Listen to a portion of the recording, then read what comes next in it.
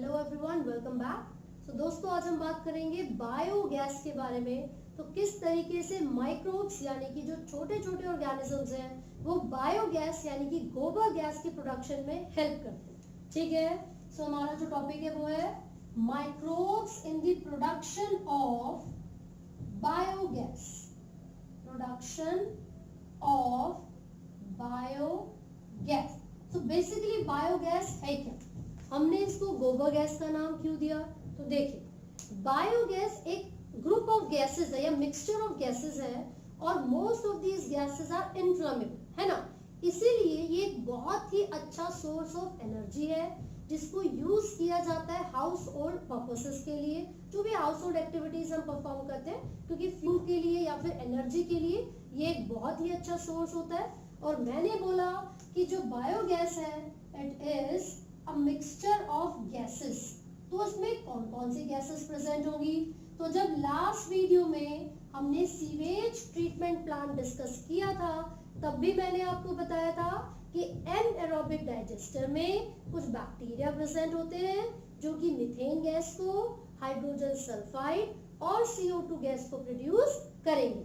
तो यहाँ पर जो मीथेन गैस है वो एक मेजर कंपोनेंट होती है बायोगैस का, जो कि लगभग 70 से 75% के अमाउंट में होगी। इसके साथ साथ मैंने H2S यानी कि हाइड्रोजन सल्फाइड आपको बताया था, CO2 गैस हो सकती है एंड ऑल्सो हाइड्रोजन गैस, है ना। तो ये कुछ कंपोनेंट्स होते हैं बायोगैस का, जिसमें से जो मेजर कंपोनेंट है वो मीथेन गैस होती है। क्लियर है? मैंने ये नहीं बोला कि कंप्लीटली मीथेन गैस ही बायोगैस है। हम इसीलिए ऐसा बोलते हैं क्योंकि सबसे ज्यादा मात्रा में मीथेन गैस ही प्रेजेंट होती है बायोगैस के कंपोनेंट्स। क्लियर हो गया? कहां से आएगी ये मीथेन गैस, ये बायोगैस? मैंने अभी नाम लिया था एनएरोबिक।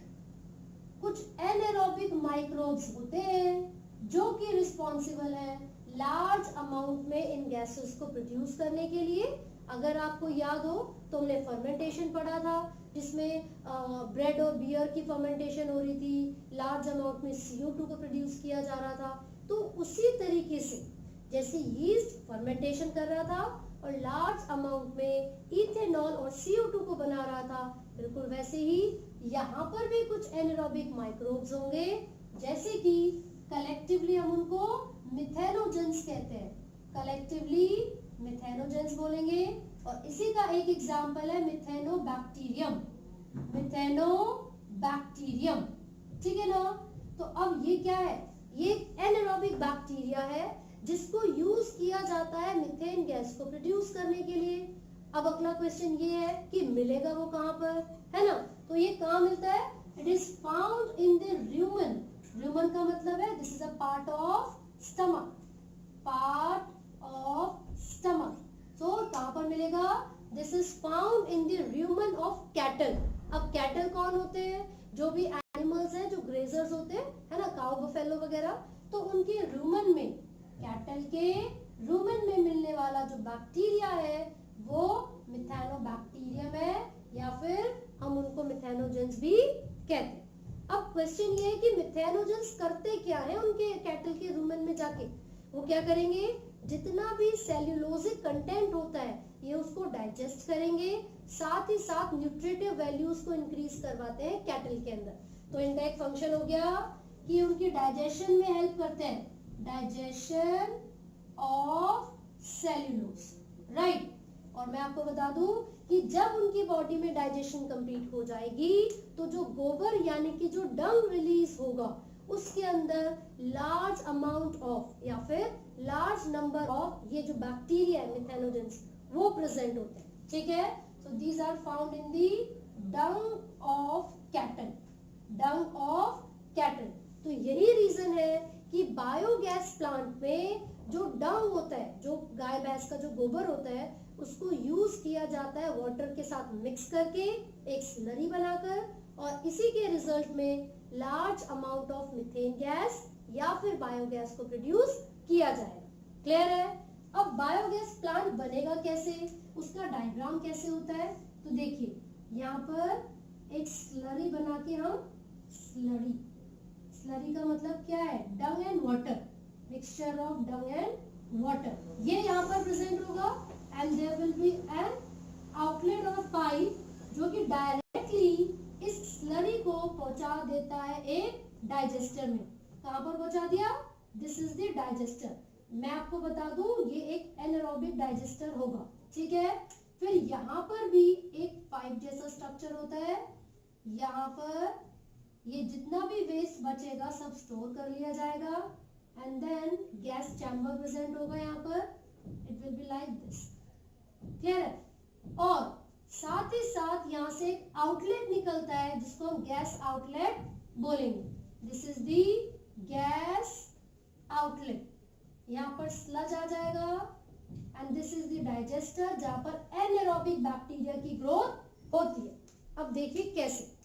सबसे पहली चीज, जो डंग और वाटर का मिक्सचर था यानी कि जो स्लरी हमने प्रिपेयर की थी, हमने उस स्लरी को इस एनारोबिक डाइजेस्टर के अंदर पहुंचाया और जितना ज्यादा हम इस चैम्बर को कंप्रेस करते रहेंगे धीरे धीरे माइक्रोब की एक्टिविटीज की वजह से, जो anaerobic microbes and aerobic microbes इसके अंदर प्रेजेंट है वो अपनी एक्टिविटी परफॉर्म करेंगे और उनकी एक्टिविटी के रिजल्ट में methane gas, CO2 gas etcetera ये सारी गैसेस प्रोड्यूस होंगी and these gases will be directly कहां पर ट्रांसपोर्ट कर दी जाएंगी?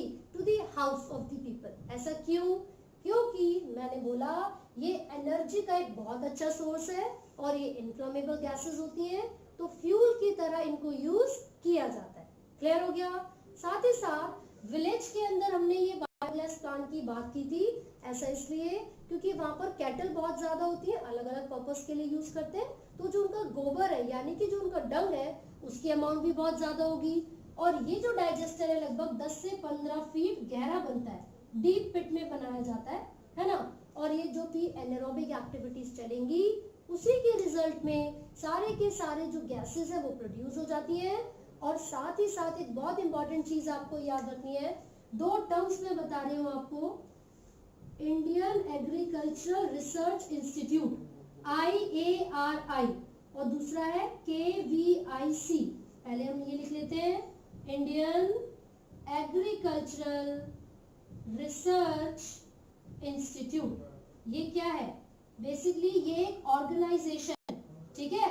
And the another organisation is Khadi and village commission, Khadi and village commission.